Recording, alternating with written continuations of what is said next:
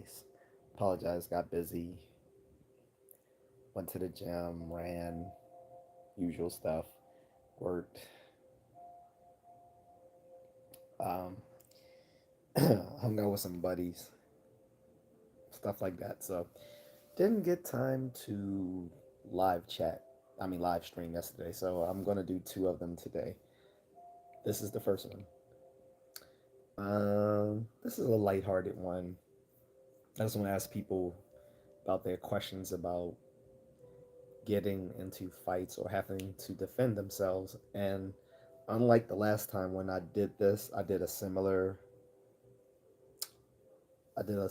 stream about this about 2 weeks ago, and it kind of devolved into talking about firearms, which I am a huge firearm advocate, but I don't want this to be just about firearms today. So guys, if you want to talk firearms, let's make that a separate discussion, or um, leave it in the super chat and we can talk about it. But if you're not gonna if you're not gonna make a comment about firearms in the super chat, I'm gonna just hold that off for another day.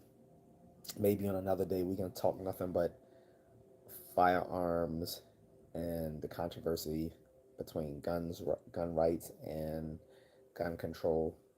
And spoiler alert, I actually see myself in both camps, but for different reasons than some of the people who may hold those views. So, um,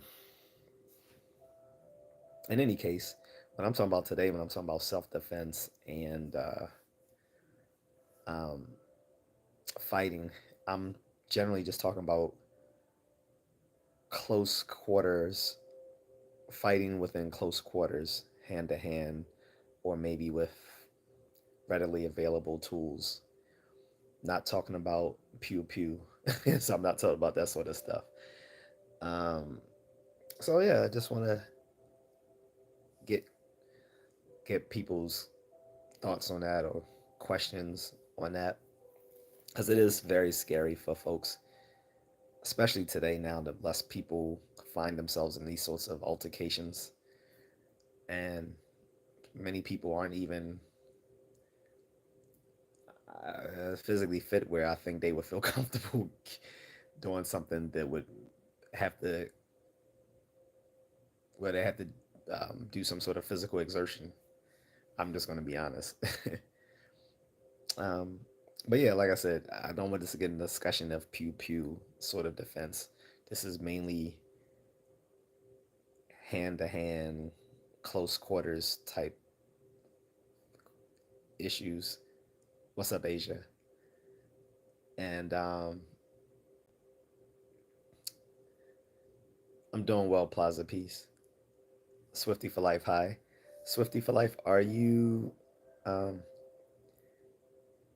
are you in America or the Philippines? Just curious, because I know a lot of Swifties over there. But yeah, guys, so what fears do you guys have when it comes to self defense or fighting?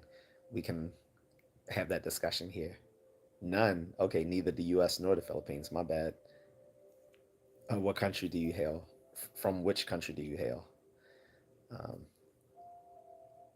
FC Mobile Gamer says, what's up? Plaza P says, hey, don't you know it's illegal to be so handsome? Thanks. Appreciate it.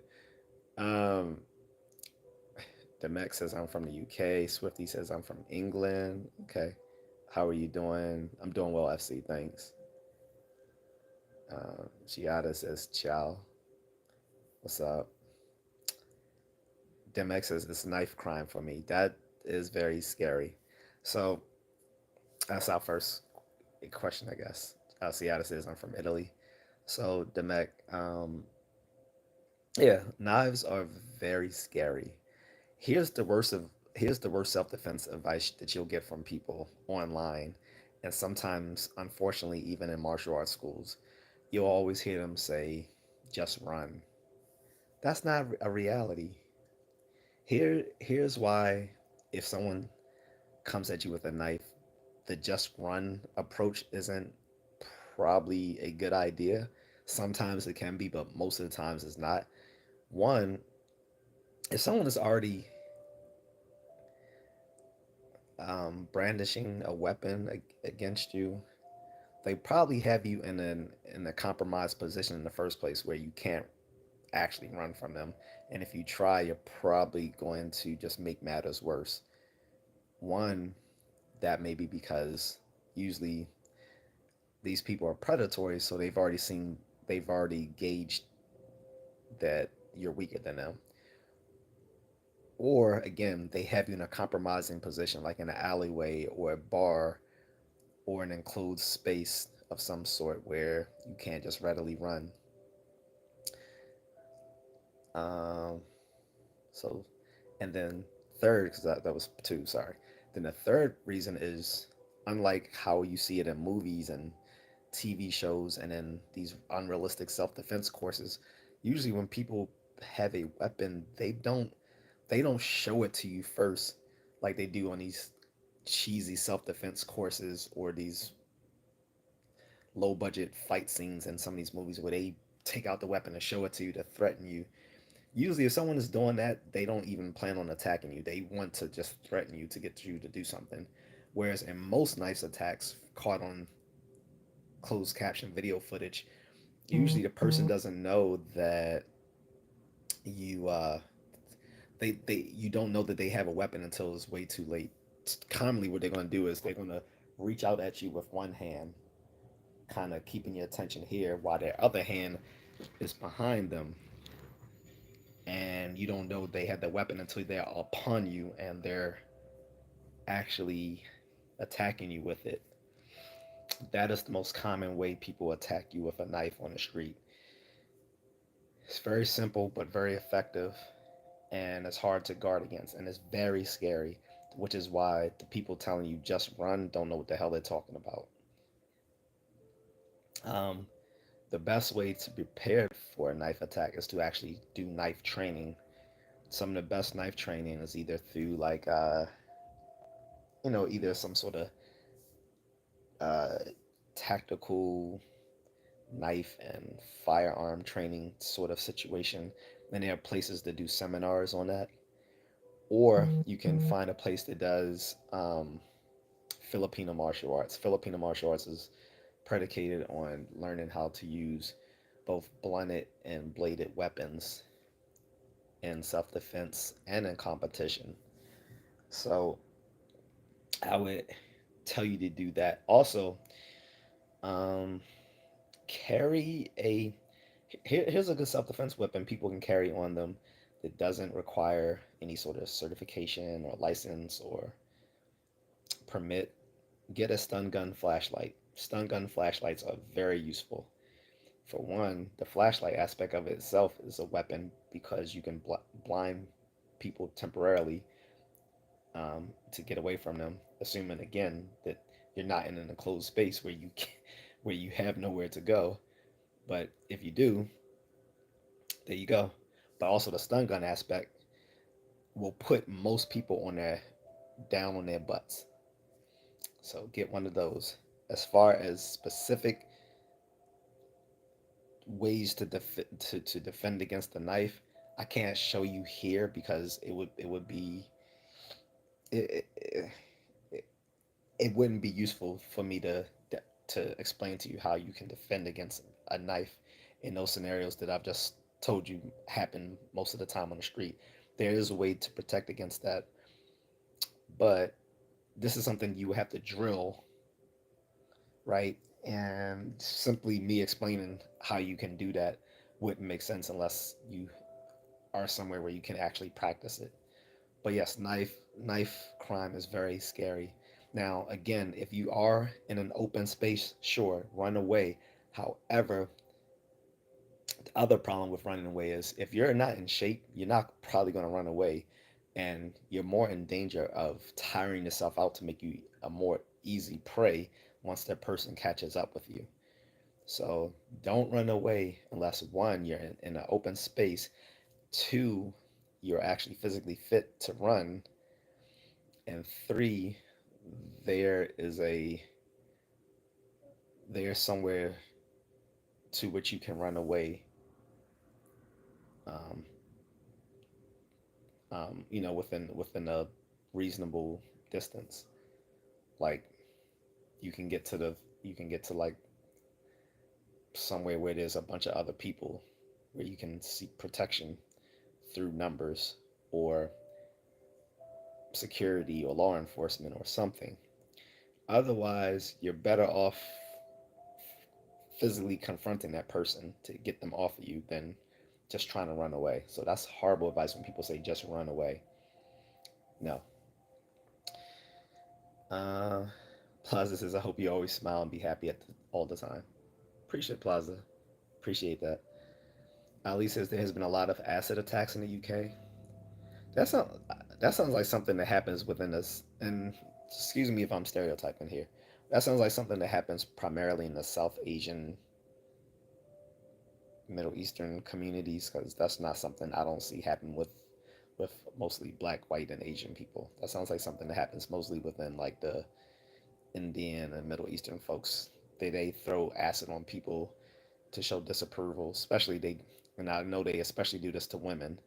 I find that horrendous. I don't know how you could defend against something like that other than avoiding such people who would do something like that in the first place. And I know that may sound mean, but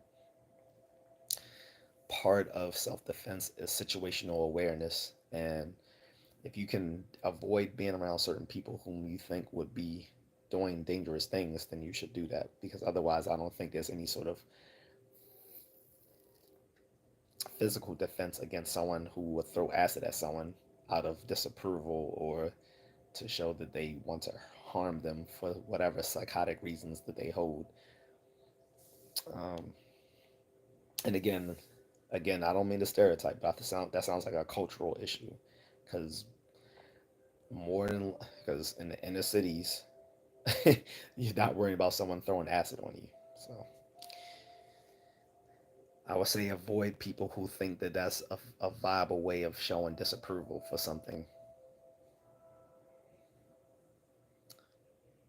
FC Mobile says, "What kind of content that do you do?" So a little, so I when I live stream, I talk about all sorts of given topics that pique my interest. But the content I usually make, I talk about things relating to current events, to martial arts, um, to traveling overseas, and then talking about all sorts of nerdy sorts of topics, whether we're talking science or anime or comic books or superhero movies, all sorts of stuff like that. So there's a little bit of this and that involved in my channel. But however, I will probably make a separate channel or two. The first one will be one where it's all just martial arts content, and then I may do another one with my wife, which is all like traveling content. So Abdul says, keep it coming. Love your content, King. Thank you, Abdul. Appreciate it.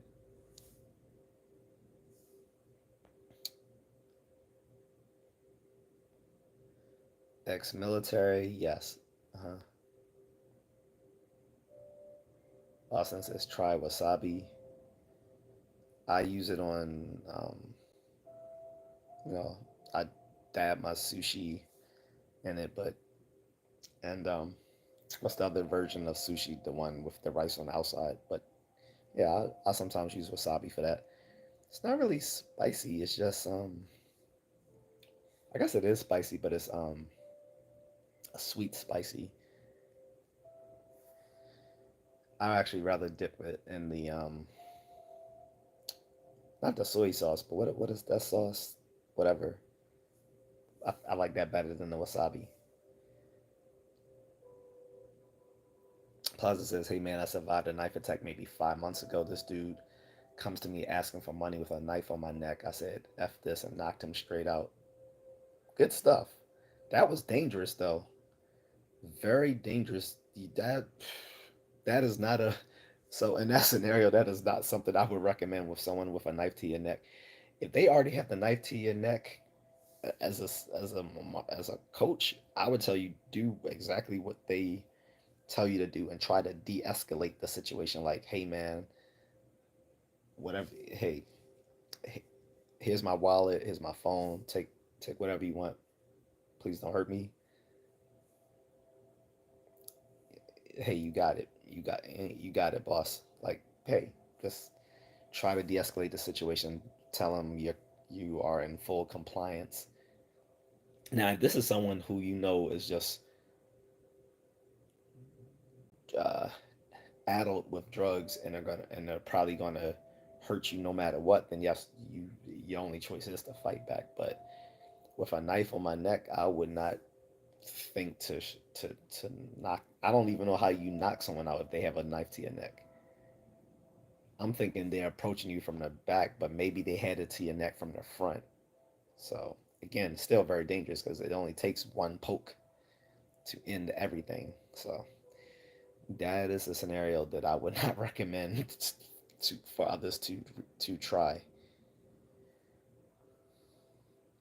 Um, Alex and D says stay clear of the knife. The most dangerous part in the situation is the knife, so stay clear from it. If at any point you find opportunity to neutralize, then do so.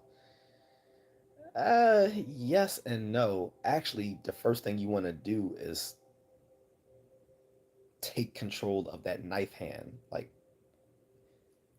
that's the again. I don't want to kind of explain what people should do because I don't want people thinking now they know how to defend themselves because this is something you actually have to actually drill with a partner or partners to get it down. Simply with me explaining what you would do and many of these given confrontations, it's not tantamount to actually you knowing what to do in that situation without you actually physically practicing those moves. But no, you want to actually subdue that knife hand. It's not no, you don't want to stay clear of it. You want to you want to you want to close that distance as the longer that person the longer that person has a knife on you, statistically the worse is going to go for you. You need to subdue that person as quickly as possible. There's no stay clear of the knife. No, you need to actually enclose. You need to actually engage his knife hand as quickly as possible. Because usually, again, what they're going to do is they're going to try to fool you.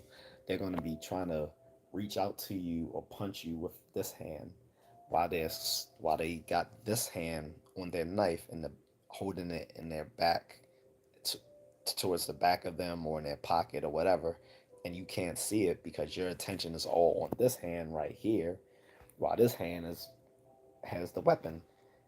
And by the time you realize what's going on, it's too late. No, you need to you need to clear this hand as quickly as possible and get to the actual knife hand. It's no stay clear of the knife. No, you need to it's the opposite. That's what I'm saying. It's something you have to train because it's counterintuitive. You don't want to stay clear of the knife. You want to get as you want to get to that knife as quickly as possible because that's the danger. That's the danger zone. So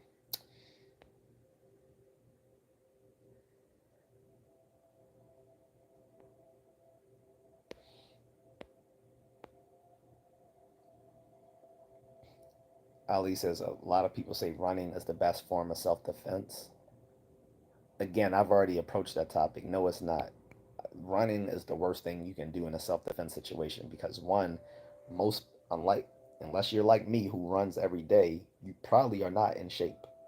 The average person is not in shape to suddenly sprint away from danger.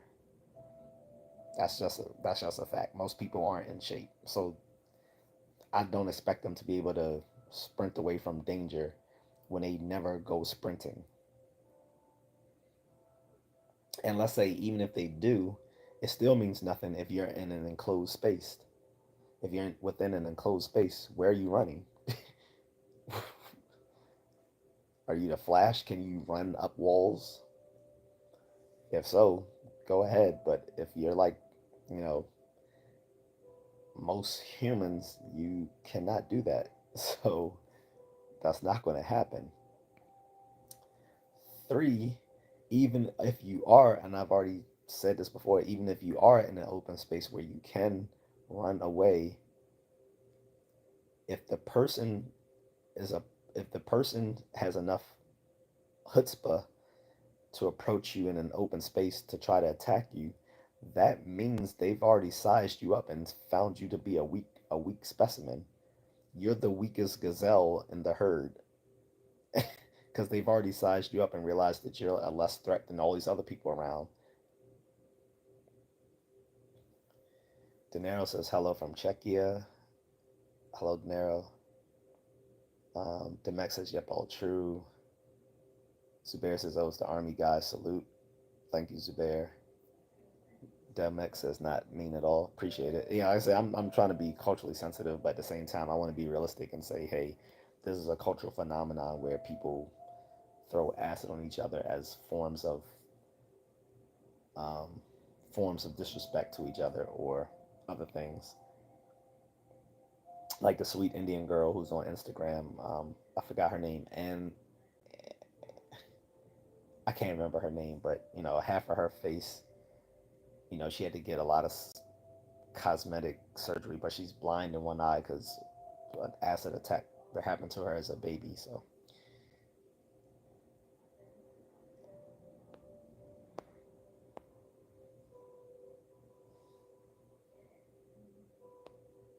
but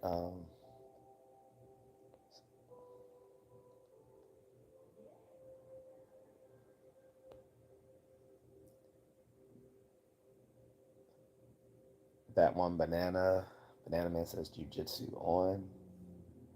No, that's another. That's a big problem with Brazilian jiu-jitsu. It doesn't prepare you for like dealing with someone like in a night in the street. Now you can modify Brazilian jiu-jitsu to make it applicable for certain self-defense scenarios, but Brazilian jiu-jitsu pretty much only prepares you for one-on-one encounters. But again, most criminals are cowards. They're not going to approach someone one-on-one if they look like they're someone who's physically fit. They're only going to approach someone who's physically fit if they have the numbers or if they have weapons. So anyone who knows Brazilian Jiu-Jitsu should realize that more than you, not Brazilian Jiu-Jitsu. So anyone, when it comes to self-defense, you should always assume that that person is probably carrying a weapon. That's number one. Number two is that if they have friends, Brazilian Jiu-Jitsu is going to be a lot less effective because they only teach you for one-on-one encounters. And again, they don't teach you uh, how to engage someone with a weapon. Rolling on the ground keep has you very open to being attacked with a knife or some other sort of small weapon. Um, Unless you go to a Brazilian Jiu-Jitsu coach that teaches you how to roll with weapons so that you can be prepared to defend yourself, Jiu-Jitsu is not Jiu-Jitsu is not going to be very effective against someone with a weapon. Boxing would be Boxing would actually be better to deal with someone with a weapon than Brazilian Jiu Jitsu because it leaves you completely open when you're rolling on the ground that someone can just easily poke, and that's it.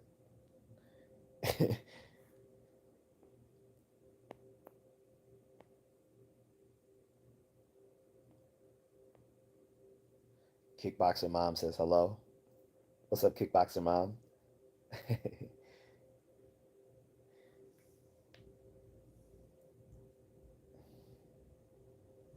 So, so what other issues do you guys have besides the knife attack? And again, I agree. I think the knife is way scary. And I'm actually trained with a knife, and it still doesn't change how scary it is for me. So, and I don't know whether I'm more scared or less scared by the fact that I know how most people are going to attack me on the street. But even given that, knowing that it's always a surprise attack, it doesn't really lessen the the danger of it or the fear of it, I should say. But yeah, knife attacks are very scary. And plus, in countries, because most of the people I'm getting here are overseas. Hey, Flutterby, what's up? I still want to do a live stream with you when you get a chance. But what I was saying, so even so, especially in countries outside of the U.S. where knife attacks are more common because people don't have access to guns, um, it's going to be scary, right? Like when I go to the Philippines, I'm more likely to be attacked by someone with knives. I think even my wife, someone tried to attack her once with a knife. This is before we were married, on this bridge, and I forgot whether she told me she ran from the person or pushed them away or something. But um, that could be scary. Whereas I told her, excuse me, I told her if some guy tried to attack me with a knife on the bridge close to where our condo used to be, I was like, I would literally knock him off that bridge, and he can deal with the repercussions of being in that dirty river. um, because the river is quite polluted. Um, End up coming out looking like the Toxic Avenger or the Joker, whichever, whatever. But yeah, some little 5'1" dude with a knife attacking me with a knife. Good luck. But yeah, luckily she handled that safely.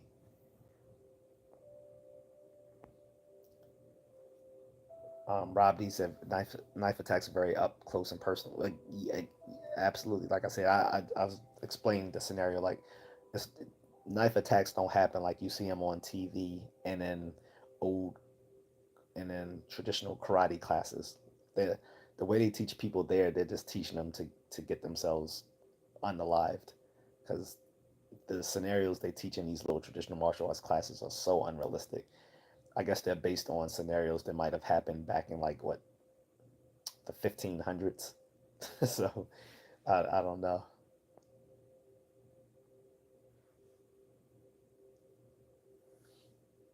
Samuel says I would say more scared people run off of their emotions and many can't control their impulse. Yeah, it's the parents. It's called the parasympathetic response, or the so-called fight or flight response. But here's the thing: even though there's a fight or flight response, there's many different things you can do other than just run or fight. That's a false dilemma that either your only two your only two things you can do is either run or fight. Um, there's other things you can do. Like I said, you can try to de-escalate. Um, you could try to look for help. Um, you could bluff, which I don't recommend, but sometimes that can. I guess in some given scenarios, you can bluff your way out of a situation. I don't recommend it. Um, but yeah, a lot of people would run. But again, that's only when you're in an open space. You can't run in a closed space. Like, where are you gonna run when you're in a bar? You're in a classroom. Um, you're in a blind alleyway. Places like these are the most common places where people are going to attack you. Is where you're in an enclosed space where they know you can't go anywhere, so you can't really run. You might want to run, of course, but where can you go?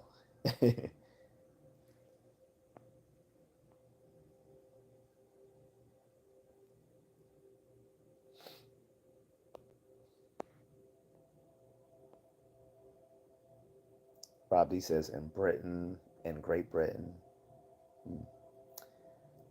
El Pajaro Cotiva says Argentina.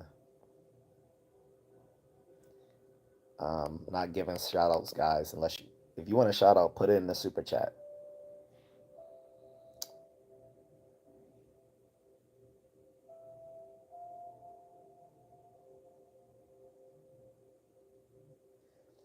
He says, Samus is very true, but that initial response will happen regardless. Expectant especially when it is seconds to make that decision. That's why you have to get trained in self defense and martial arts. You drill to know to know how to handle yourself in that situation. When I'm in a situation where I'm fearing for life, my my dopamine surges. I'm ready to fight. I want to fuck someone up. I'm not like I'm scared, but at the same time, I'm enraged to think you can attack me. So I want to fight. I want to throw down. I want to fuck you up. Um, but people who don't have that training are just going to be flooded, flooded with fear. That's what criminals prey on, your fear.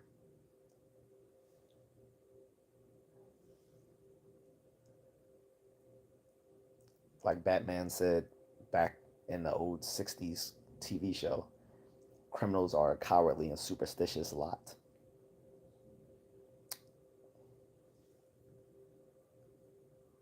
Once they realize, one of the worst things you can do for them is that they realize you don't fear them.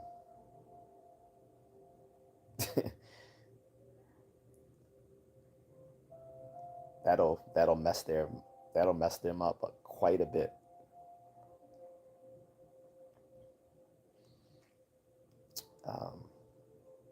Because part of their whole ability to control the situation is instilling fear in you. And yes, you're going to have that parasympathetic response regardless of your training, but when you're trained, you know how to use it. That's the difference. So if someone, so everyone has these fears about being approached or attacked by a stranger. So for a grown adult man, it's on you to be trained to defend yourself. I think every grown man should have some sort of training to know how to fight. This is why our physical education courses back in the day used to give us training in boxing and wrestling. Because grown men were expected to know how to defend themselves.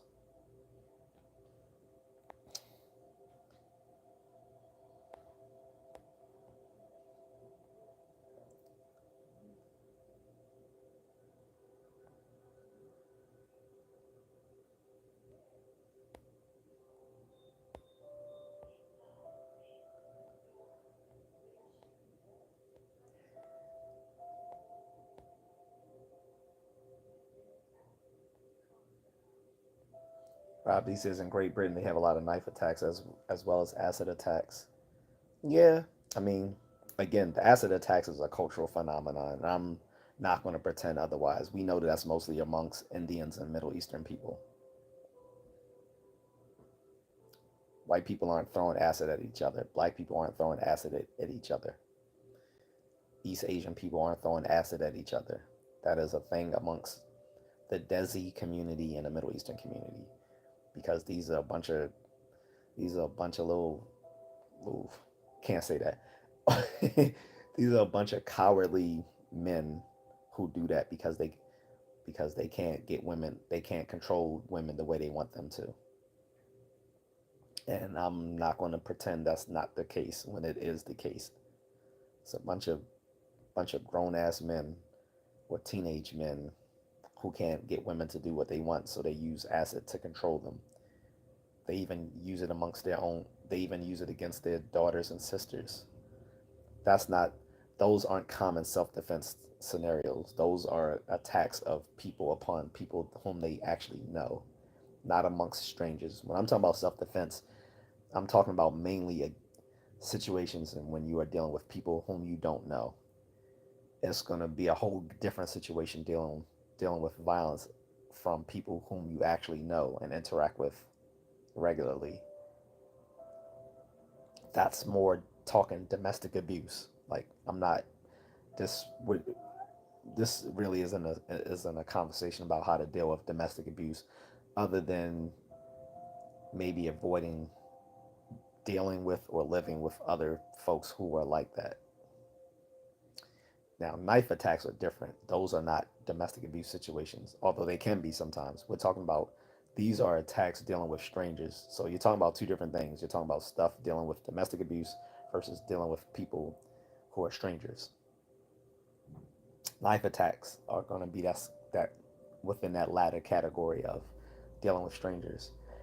Again, if you want to be prepared to deal with people who have knives, then you need to get knife self-defense training. You can get that through Filipino martial arts training and Kali, Eskrima, Arnis.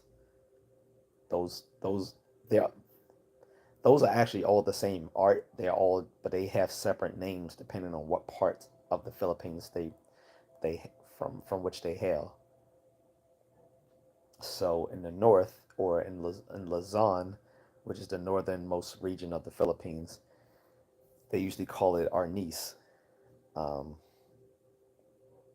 and the modernized form of it that has become a sport is called modern Arnis, which is which is all three forms of it: Arnis, Kali, and Eskrima. All of them are referred to as modern Arnis, as the modernized sport that came out in the I'm going to say around the 90s, maybe the 80s.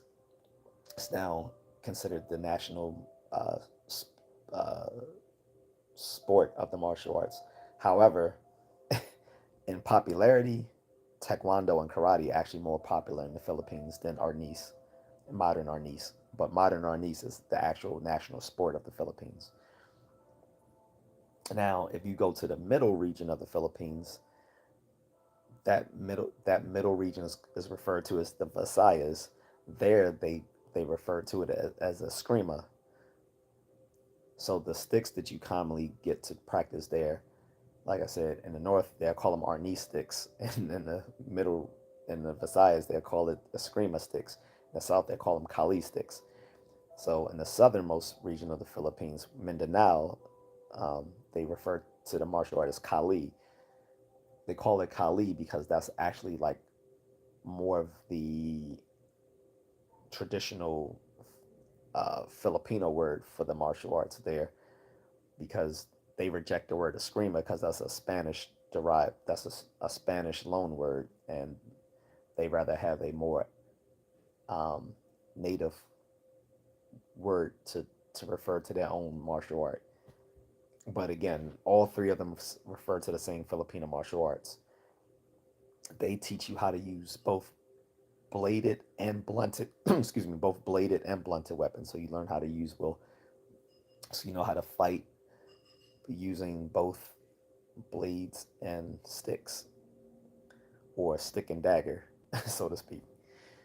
Um, that is your best way of being prepared for knife attacks, as well as being physically fit, because more than likely someone's not going to try to run up on you with a knife if they think you can beat their ass. So,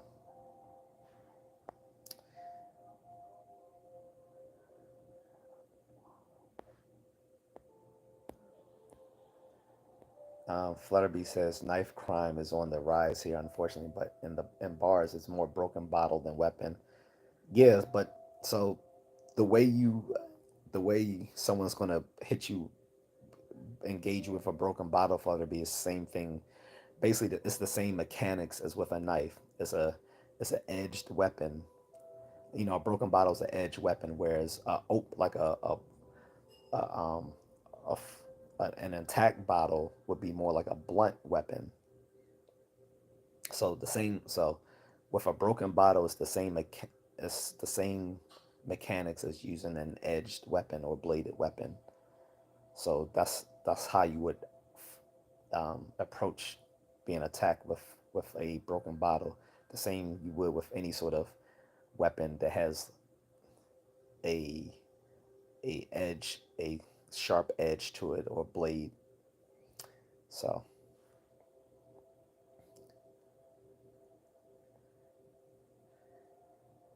I don't know what you're talking about, Samuel. I get what you're saying, but you're just saying like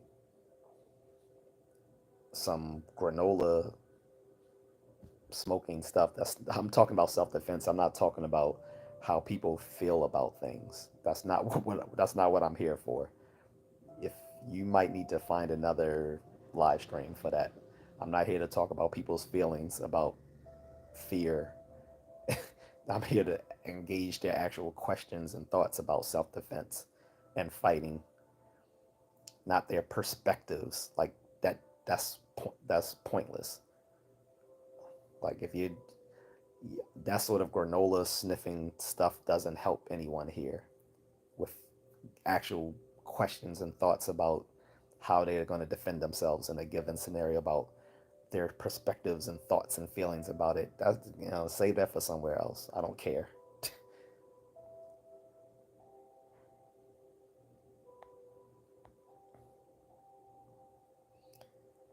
Like again, in a in a in a violent scenario, there's more to do than just fight or flight. There's more things to do than just or fight. I mean, excuse me, run or fight. Like I said, you can de-escalate by saying, um, you can de-escalate. Like, hey, my man, I'm sorry, you got it, big dog. um, hey, here, here's a beer on me. I'm sorry. Just de-escalating by saying, hey, I'm sorry, you got it. People are like, yeah, you better, man. Or they start cussing you out and stuff. The natural response is you want to puff your chest out and be like, who you talking to like that? No, just be like, hey, you know what? You're right. De-escalate. You know what? You're right. You got it. My bad. I'm sorry. You can de-escalate, but that's only when you are dealing with someone who you think is semi-rational. If someone's already in a an erratic state of mind, de-escalation is not going to work on that person. De-escalation works with someone who's still somewhat rational. Um, Flutterby says, I find it strange that when confronted with an immediate crisis, I go into an act to stop it. But if I have time to procrastinate about the situation, then I panic. So more reflex before fight or flight. So yeah, so the fight or flight response is a reflexive pattern that we all go into in that scenario, which is why it takes a lot of um, training and fighting to overcome that initial response. Because the drive to fight back when you're flooded with fear is a counterintuitive response. And this is why I was saying to that other guy, Samuel Yastin, that simply trying to explore our perspectives on that isn't isn't at all useful. Like that, what is that going to do? This is not. We're not doing psychotherapy here. We're we're talking about self defense. Um, but like I said, in some scenarios, like I said, you can de-escalate the situation. For women, it's both better and worse. Better in the and here's what I mean by saying it's both better and worse, Flatterby. It's better in the sense that most women aren't going to find themselves confronted by guys who just want to beat them up. Guys have to deal with that scenario very often. However, it's worse for women that when women are attacked, it's for guys who are probably in in a state of mind where they want to do something very harmful to that woman. So women are going to find themselves in random encounters where guys just want to beat them up, but they are going to find themselves in scenarios where these guys are meaning to do them serious bodily or um,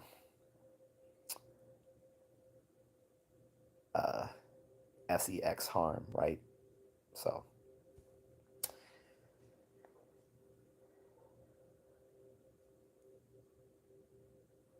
I popped up on your shorts.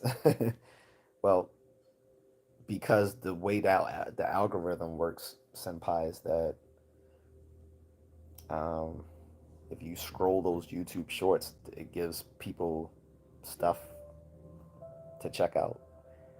They, they, they. I don't know how their algorithm works, but I'm guessing they're trying to mimic the way that it does with TikTok and with IG Reels and sort of stuff like that. So not that hard to figure out. I'm actually glad that I popped up, so maybe you might enjoy some of my content. And if you have questions, I'm here to answer them, given that they're appropriate and relevant to whatever topic I'm talking about on a given live stream at that day. Like right now, like I said, this live stream is talking about like people who have questions about what scares them in a given self-defense situation. So,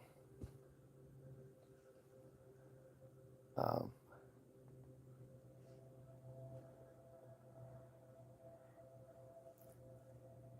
and so Samuel's saying they are in that position for a reason. Sometimes to de-escalate things, it takes patience, and many don't have that realization until it's too late.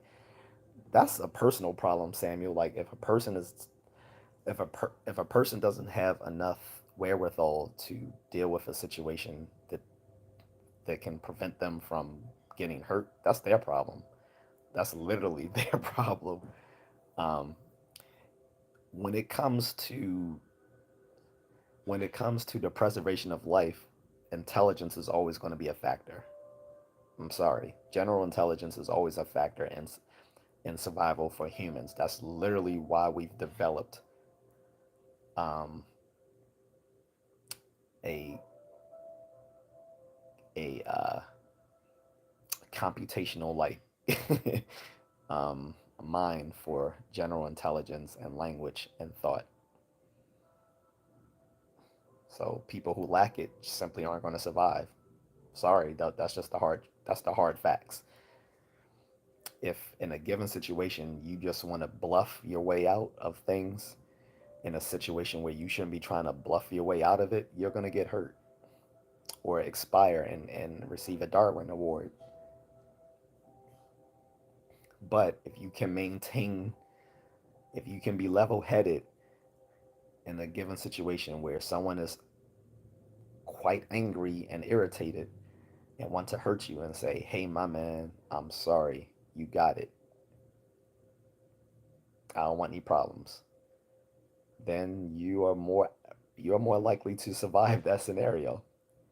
Or if you can be in a place of mind that you can find help, especially for a woman, you can find someone who's willing to help you. Or if you're a young person, so you're a child, and you find someone who can help you, that's what you should do. If you're someone who can fight back and you know that you can fight back in that scenario, go ahead. And even running, if you're in a place where you can run away from the danger, go ahead. Again, most of the time running is a horrible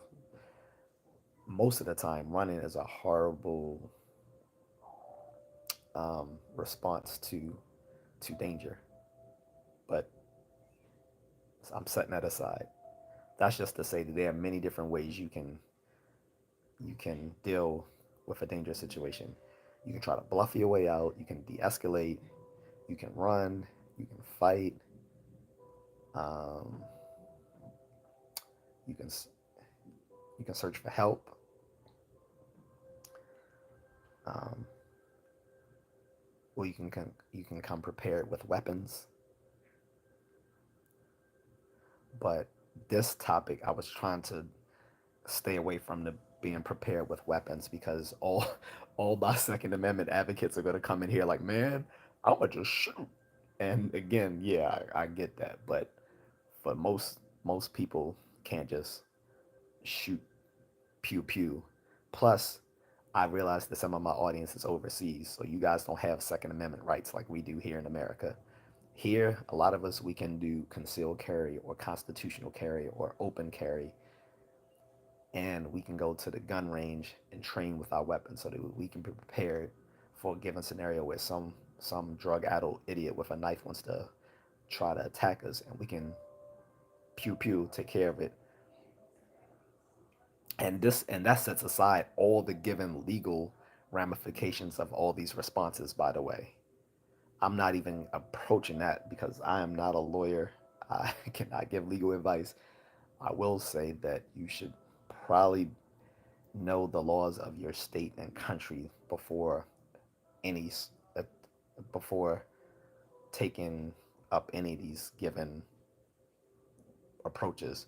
However, I will say for the folks who say I'd rather be carried by nine than judged by six or whatever the given whatever the given cliche is, that they do have a point that in the heat of the moment, your survival, your immediate survival supersedes all legal, all all pre-existing legal codes at that time because obviously it doesn't matter what the legal codes are going to be if you don't survive the encounter. But having said that, you still have to keep that in mind because some people will overreact in a given situation, which will get them caught up in the legal system. So that has to be kept in mind as well. But again, I'm not here to give that sort of legal advice, other than you should probably know your laws in your given state and country.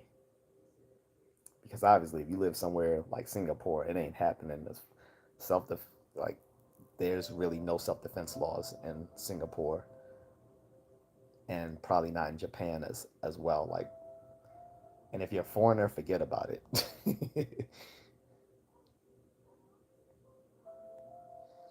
Flatterby says, when I say reflex, it's like seeing something fall out the corner of the eye and reaching to catch it before even looking in that direction.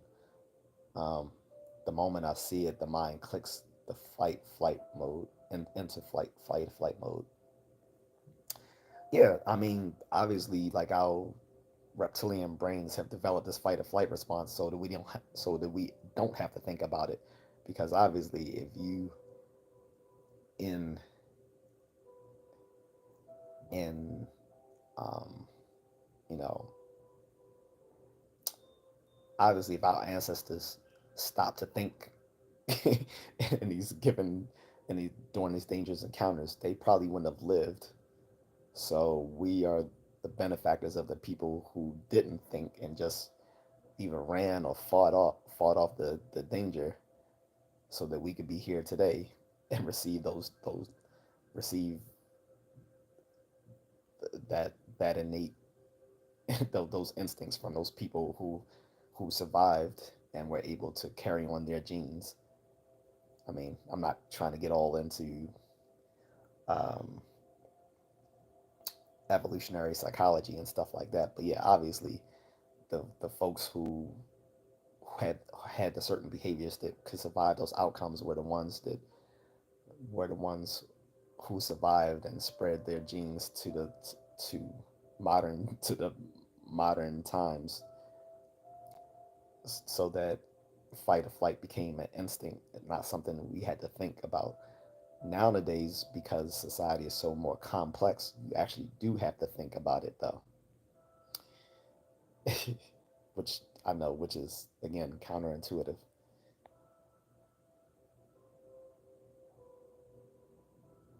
When's the nicest? Why is Gen Z so effed up? Man, that is a whole topic for another day, and I think I've approached it a little bit, but that is man, that is a whole different topic. And it will lead me astray to even approach it because, man, like I said, that that is a whole different topic. I don't like. There's some things I do like about Gen Z folks though. So I want to be fair. There are some things that I like that they are doing that previous generations aren't. But yeah, they're messed up in a lot of ways. But if I had to look, I'll put it this way though. If I had to pick Gen Z over baby boomers, I would pick Gen Z. Gen Z may be soft, but they're only soft by the battles that the previous generations have won for them, right? Moreover, their grandparents, the baby boomers, I consider them the narciss, we're not the only one, I'm not the only one, by the way. A lot of folks consider the baby boomers the sociopathic generation. So if I had to pick one or the other, and I know that's a sort of a false dichotomy, but if I had to choose one or the other, I would choose Gen Z over their grandparents, the baby boomers. But yeah, we can go into that a whole another day. Flabby says I learned a little karate years ago. Can't remember it most of the can't remember most of it to be honest. It's not useful if you can't remember it, Flutterby. Hit if you want, hit me up on my socials. I'll actually give you some free lessons. Not in karate, but in something more useful. I'll give you some Muay Thai and Jikundo kickboxing lessons for free because you've shown me so much support here. You got me members. You donated to my coffee, which I'm about to get a second cup by the way. Now that I think of it, but you show me so much support here. If you want to give me your email or a way to reach you, or you can look at my socials here in my description. I'll give you some free martial arts lessons, and I mean that. But yeah, because yeah, the karate you learn is not going to be useful if you can't remember it. Plus, I'm curious what type of karate. Knowing it was probably Shotokan because Shotokan is um, the most popular form of karate. It's actually the first. Shotokan is the first is the original modern karate form after it after karate came out of Okinawa. Um, Traditional Okinawan karate and modern karate are separate guys. In case you're wondering why I'm making that distinction, but I'm guessing you probably took Shotokan, which I would like to take when I go to Japan. Just because, as a one of the things I do as a travel nerd or martial arts nerd rather is every place I travel to, I want to learn the the national martial art, and in Japan that would definitely be modern karate. So because it was a toss up between like karate or kendo or traditional jujitsu. But when I look at the popularity, karate is way more popular than either kendo or traditional jujitsu in Japan. So I'm gonna take that. But hit me up, Flutterby, seriously. And I'll definitely give you some free martial arts lessons over over video.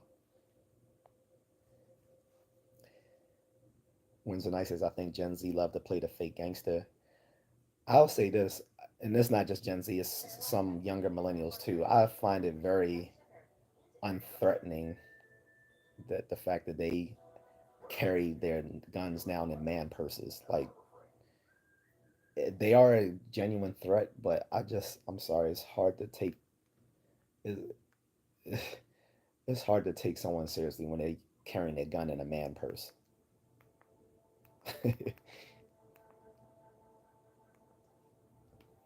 But that's not the topic. My topic though, Wednesday night, since I know you just popped in, is that I'm asking people what are their current fears when it comes to self defense and fighting. Wednesday night says the violent music that is riling them up. I can't really say that because we grew up on violent music in the 80s and 90s.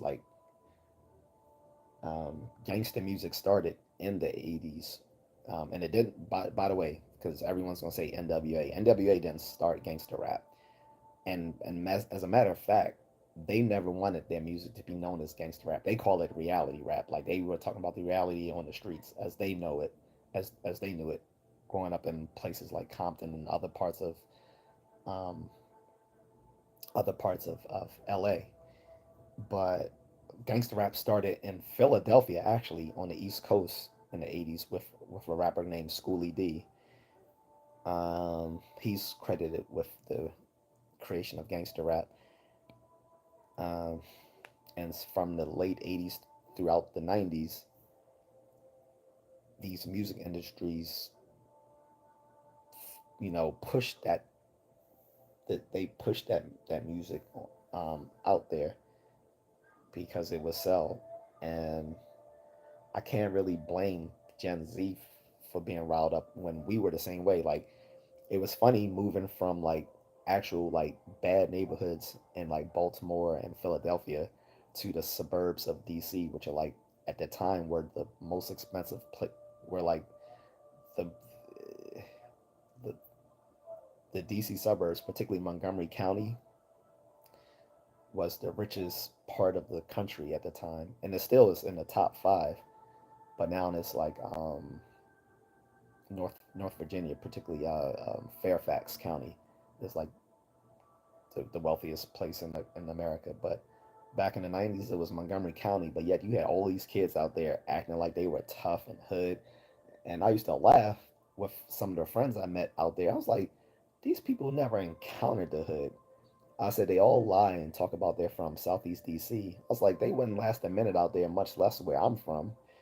So this is not a new phenomenon amongst Gen Z. This has been happening amongst baby boomers and millennials since at least the '90s, 30 years ago. Not I can't blame them for something that's been going on for the last 30 years because people think because people want to live out their gangster rap fantasies. Flutterby says there was a shoplifting where I worked. I saw the guy go out the door, and I was halfway running down the road after him before I thought, "What am I doing? I got the stolen stuff off him." Boss, the boss told me off though. Yeah, be careful. Don't. Okay, I'm pretty sure. Like, yeah, never go. Like, if you're working in the retail industry or whatever, even if you're security, you're never supposed to go run after the person. Well, I guess it depends on your country and the laws, but I know here in America, and I'm pretty sure in the UK as well, before be never run after the shoplifters. Like once they leave the store, you just call the police and let them handle it because technically once they leave the store you're not able to pursue them any longer. Like you can apprehend them in the store, and that's only if you're security. If you're just one of the folks who work there, whether you're a clerk or a manager, no, don't try to pursue that person even in the store. Don't try to apprehend them. That is not your job, and you don't want to end up getting hurt, nor do you want to nor do you want to risk the liability of something happening to that person in your pursuit of them either. So um, that's usually up to loss prevention, which is I don't know if they call it there in the UK, but that's usually up to the job of loss prevention of apprehending people when they're shoplifting. But again, once they leave the store, they are no security is no longer allowed to pursue them. Um, you just have to call law enforcement and let them handle it, and then the business will just have to write off that merchandise as a loss to the store. Um, Flutterby says, I disagree with the violent music and TV stuff. To be honest, I found it to be more aware in how they are brought up with closer influencing. To be honest, yeah. So I don't want to. So I guess I'll put on my psychology cap here, Flutterby. So yeah. So a lot of people used to always say violent images on TV and video games cause people to be violent, and that's true and not true. So here's this given scenario. So back ever since the '90s, people tried to blame either violent music, violent TV shows like Teenage Mutant Ninja Turtles. Like Teenage Mutant Ninja, they couldn't have their weapons in the cartoons anymore or in the movies because parents were saying, oh, it's causing their children to be violent. And then video games, they tried to say video games were violent. Mind you, the video games back then are nowhere near as violent as they are today, like Call of Duty and all these other video games. Um, but they were usually the scapegoat. What was often the case is yes, the TV or video games did cause kids to be more violent, but only temporarily. So it was just like um, a temporary bump in excitation for the children. Like they would temporarily get excited and get violent. And you will see this because they will put this thing called the Bobo clown doll. You know, remember if you remember those little the the old times, the inflationary, the little inflated clown dolls that you would blow up, and you can hit them and they rock back and forth, and they will put these little kids in front of these dolls, um, and they will have them watch something violent on TV briefly, and these kids would would then go out and hit these little Bobo dolls. And so from that first study, those initial studies, people say, "Oh yeah, yeah, violent TV causes children to be more violent."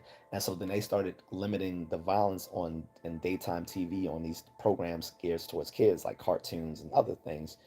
But then when they did follow up studies, they found out that although yeah, the kids did get more violent, it was only like a temporary state of agitation where they felt more violent. Like basically they were just pepped up, like after, sort of like like when people like football players or basketball players or any other little sports team, when they get a pep talk from the coach right before a game, like, hey, we need you to go out there. Yep, we need y'all to go out there and kill it.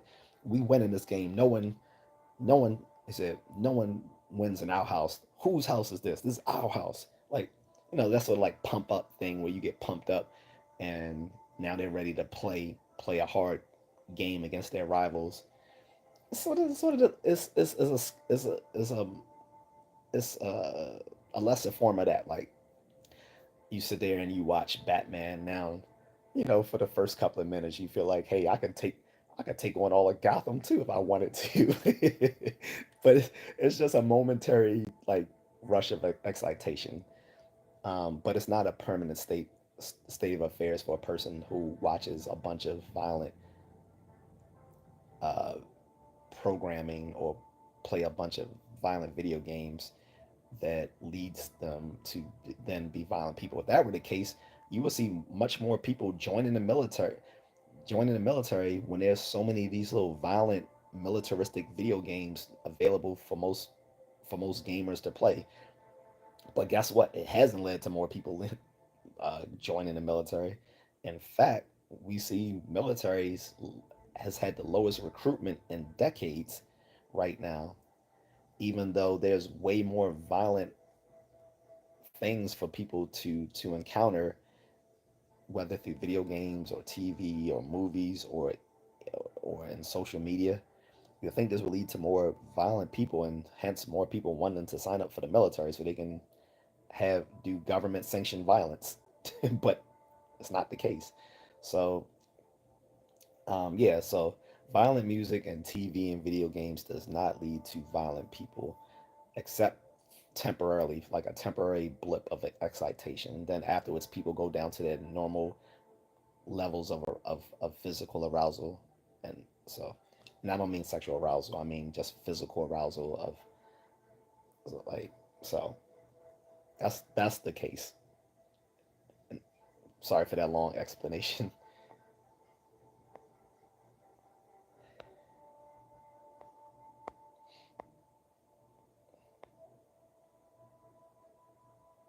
Big Erm says just a quick what up, dropping a thumbs up. Thanks, Big Erm. Flurby says, I honestly can't remember what karate it was over 20 years ago now. Yeah, like I said, it was probably Shotokan, Flutterby.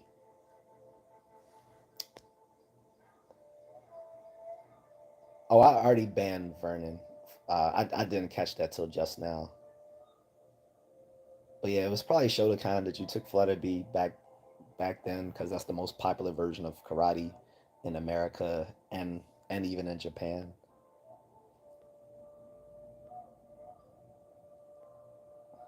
Vinny Sanfilippo says hello,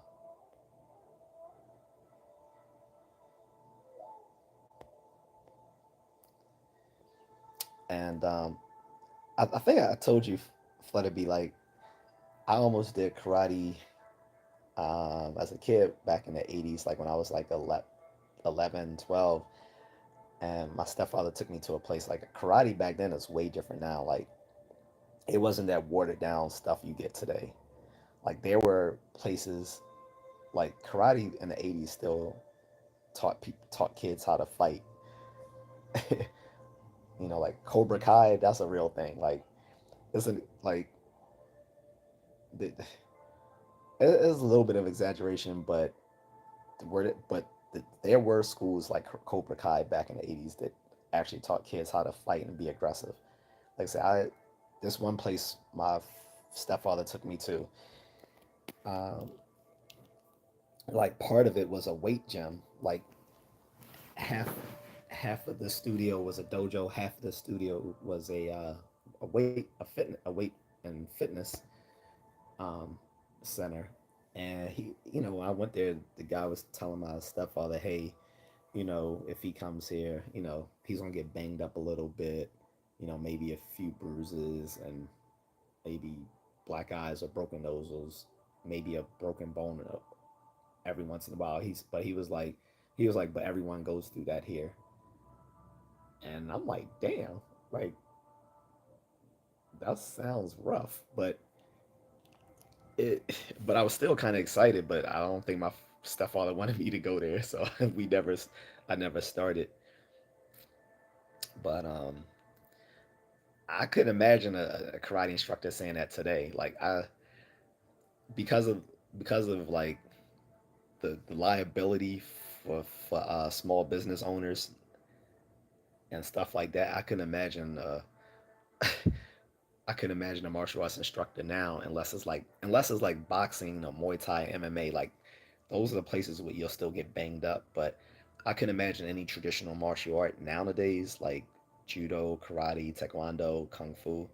I can imagine that happening there because they're typically most people go to those traditional martial arts today to get away from the physicality of modern martial arts.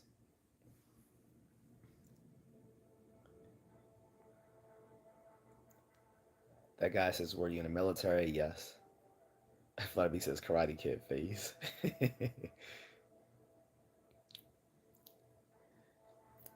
But so guys, that gets me back to the initial topic. Like, what are people's fears when it comes to self defense or fighting? Because, like I said, it's palpable. Like you don't think about it until it happens, and then when it happens, it's like, oh shit. So, and I'll tell you right now, and I've said this multiple times in multiple videos and live streams, half of self defense is staying fit. So if you can stay fit, you've already got half the game down.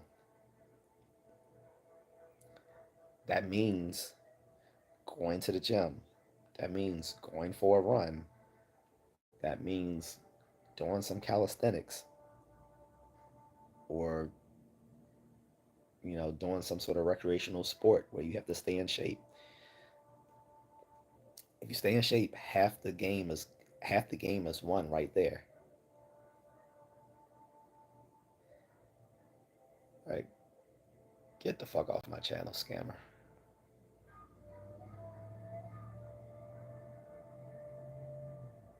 A lot of people think you got nothing else better to do than to do something like that. Like, go get a motherfucking job. Seriously.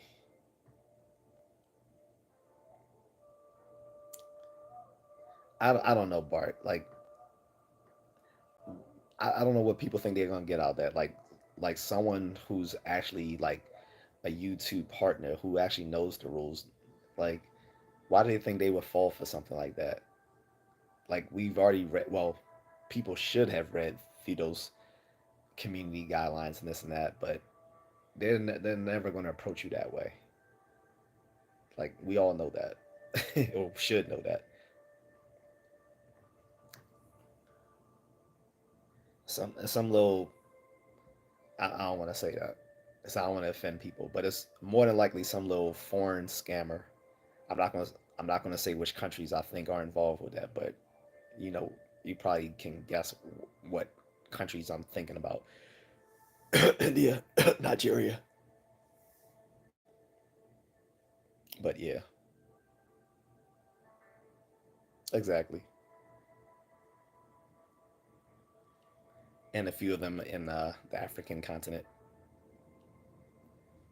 Nigeria, Ghana,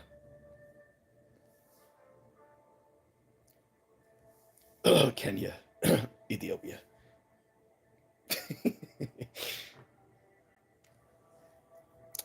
Yeah, so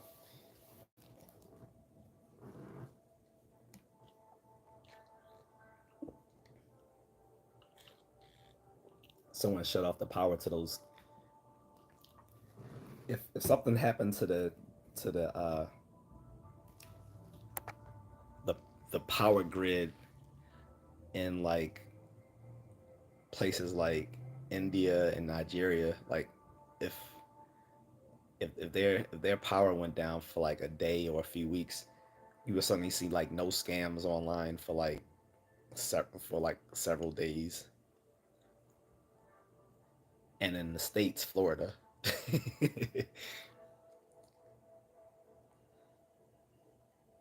Florida says biggest game changers having a joint free with close range self defense, a knee, an elbow, a heel, anything hard to hit, stun, giving a chance to break free and run or whatever. Yeah, like I said, um, hit me up, Flutterby. We can definitely, like I said, I'll give you some free martial arts lessons. We can just do it over a video call, because that's how I often like teach people. Like I'll just do like a video call with them and do like some lessons with them, stuff like that. Uh, but like I said, so here, like I said, a good self defense weapon people should have on them if they're not willing to carry a firearm or they live someplace where they can't have a firearm is something like a stun gun flashlight. Stun gun flashlight. Um, you can take a lot of places, hold it in your pocket, and like I said, it has dual purpose. Like one, the flashlight is just useful in itself, and the stun gun works when you're in close quarters. And I want people to realize tasers and stun guns aren't the same thing. A taser shoots out a prong that electrifies someone uh, when it contacts them. A stun gun has prongs on it that you have to actually come up to someone and zap them. So I have one right here, and like I said, I can recommend them. Not enough for people, so because it's something people should have. I make sure my wife has one. Hers is looks like a lipstick. So here's a common one, but they come in different shapes and sizes. You can get them the size of like a heavy duty flashlight.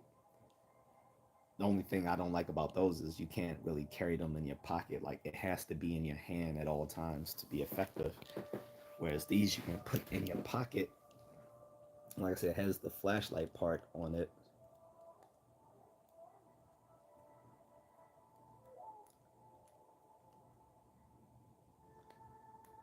Um, and it has the stun gun part right here.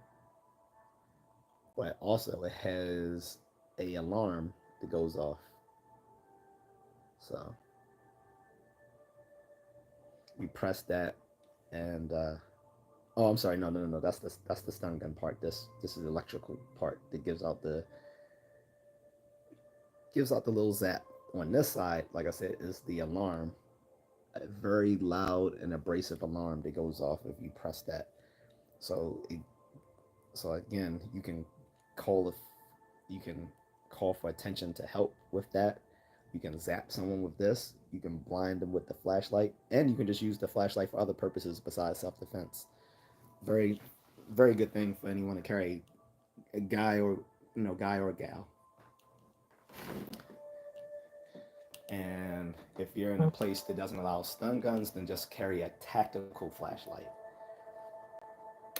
A tactical flashlight is just what it is, a flashlight, but it's tactical because it can be used like whether it's submerged. It has such a high luminosity that it can blind people. Um, and it usually has a hard edge around it that you can hit someone and use it as a blunt object. So, and you can take a tactical flashlight literally anywhere. But the stun gun flashlight is actually better because, again, it has that electrical zap that'll pretty much hurt anyone and put them down on their ass.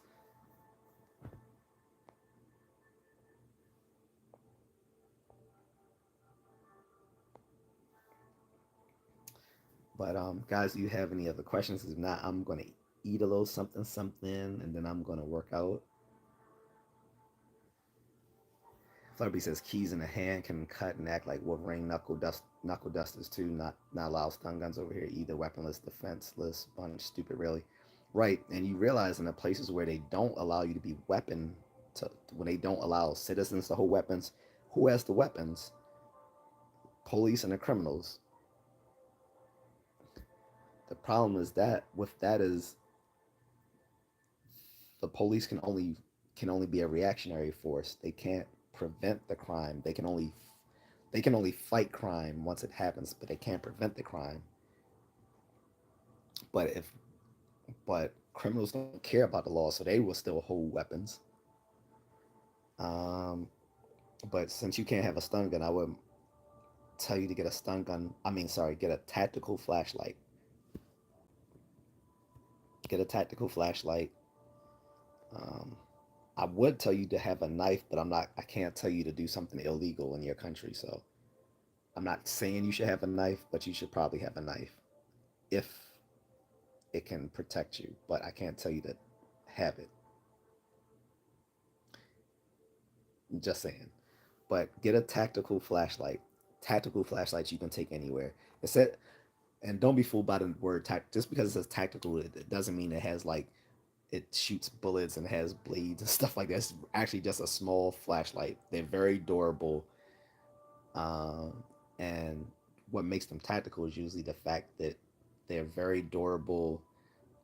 They have they they utilize a lot of lumens so that it can actually blind people, but they can be useful for everything like finding your car keys and stuff like that.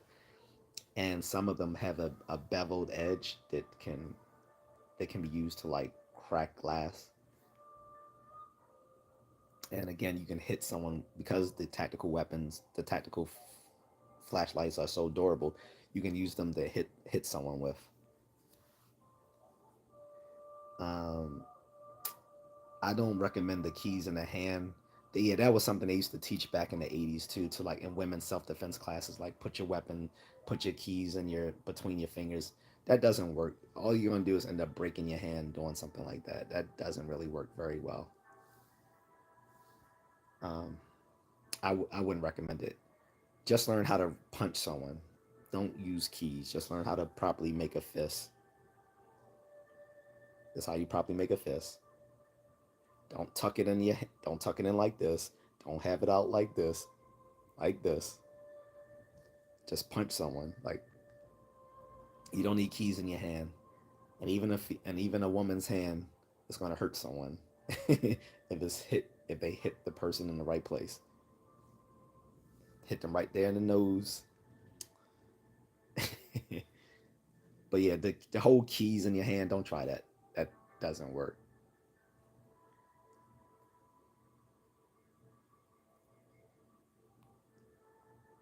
But yeah, the problem is there's so much self defense myths. And some of the worst stuff is the stuff perpetuated on women. So I'm just gonna be completely. I've actually done a video on this on my. I have a category called martial arts myths. One of the myths I approach is women's self defense. Most women's self defense is bullshit. It really is. It relies on gimmicks. When it comes to self defense, there's no gimmicks. Women have to learn how to fight just like guys have to learn how to fight. There's no shortcuts. There's no gimmicks like punch them in the balls and poke them in the eye. What happens when that doesn't work? What happens when that person is so high on PCP they don't feel anything? Like, no, like there's there's no shortcuts to self defense. You just have to learn how to fight like everyone else does, and that's both women and men. The whole kick them in the balls and poke them poke them in the eyes and then run away and blow your emergency whistle and showing them these little convoluted 20-step routine self-defense moves like that doesn't work. Like that stuff really doesn't work. Or telling them, no, just carry a kubatan on your keychain, which is like a long stick with like two prongs on the side. Those things don't work. Or just put your keys in your fist and have them jutting out like little blades, and you can just scratch at the person. That doesn't work. That really doesn't work. That's not gonna scare one. That's not gonna scare one daggone person. If they see a woman put her keys in her between her fingers like she's gonna hurt him, they're just gonna look and be like, "Yeah, okay." So it's not gonna work. It's, now they see that woman pull out a 9 millimeter six sour P320, then they're gonna back up. So I would recommend for women. Well, this won't apply to people in the UK. Only here in the US. For women here in the US, if you can get your concealed carry, get a coat concealed carry permit, then buy a weapon that you can keep on you in your purse or on your um, in your pocket. Better in your pocket than in your better in your pocket or on your waistband than in a purse, because in your purse you're going to be trying to fiddle for it in a given situation where you want it somewhere where you can quickly disengage it and put it to the target. But in a purse you're going to be fiddling for it, so I wouldn't recommend purse carry.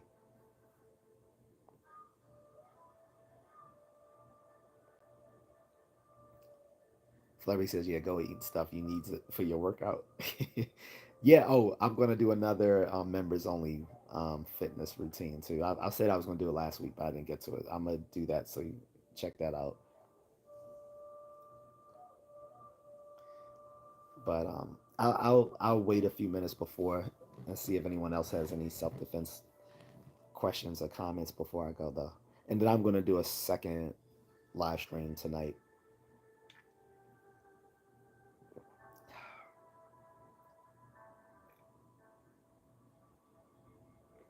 Oh, and I'm about to drink some coffee too, Flutterby.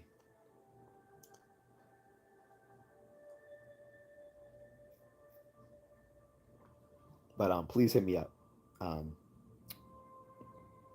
through my social or send me yours so I can reach out to you.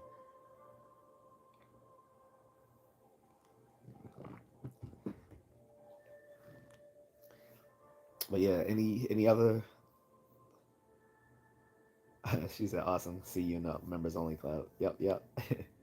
But do you guys have any other questions, self defense related? Like I said, we've covered the knife thing. I think pretty um, pretty exhaustive. Excuse me, pretty exhaustively. I think we've covered that topic with the knife. Uh, but there's so many other given scenarios. Like I'm surprised people didn't talk about like, well, what if multiple opponents jump you, or what if you're cornered in a dark alley or in a bar? What if you're in a battlefield, like um, for like law enforcement or military? That's a whole different situation, right? I can't really talk much about military.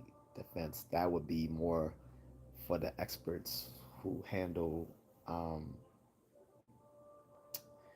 asymmetric warfare, right? People who done specialized light infantry type tactics. I did not. So, and as far as law enforcement, again, I don't know how they're trained outside of what might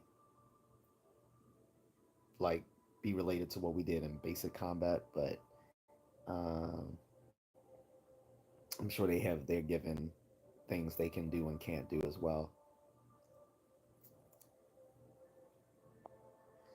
What else? Um, I haven't got the questions about what actually works versus what doesn't work because there's so many things that people talk about can work in the street and this and that. We got into a little bit of it when someone mentioned jujitsu, and I said Brazilian jiu-jitsu is very limited in a self-defense capacity just because a lot of it today is taught for sport jiu-jitsu as opposed to self-defense jiu-jitsu the way the Gracie brothers originally practiced it, the way the Gracie family originally practiced Brazilian jiu-jitsu, or they called it Gracie jiu-jitsu, was geared more towards self-defense. How it's taught now is mostly sport related when it comes to Brazilian jiu-jitsu, which is not bad because it's still useful to it will still protect you in a fight, but usually that's only on a one-to-one scenario. It really doesn't prepare you to defend yourself against someone who has a weapon or when there's multiple attackers at once. Because since their go-to move is to go to the ground or do a takedown, that really doesn't help you when you have multiple attackers. When you're dealing with multiple attackers, you need to outflank them. So I don't know how you outflank someone when your go-to move is to go for a takedown.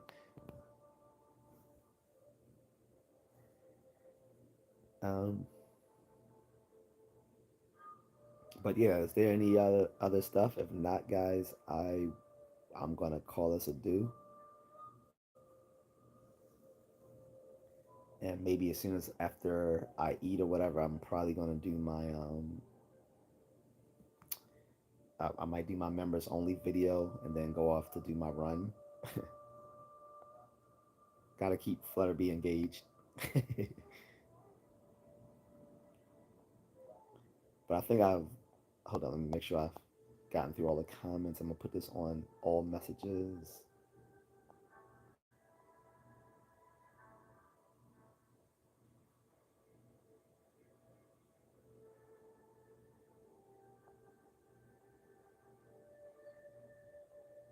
Yeah, I think I got through all of this.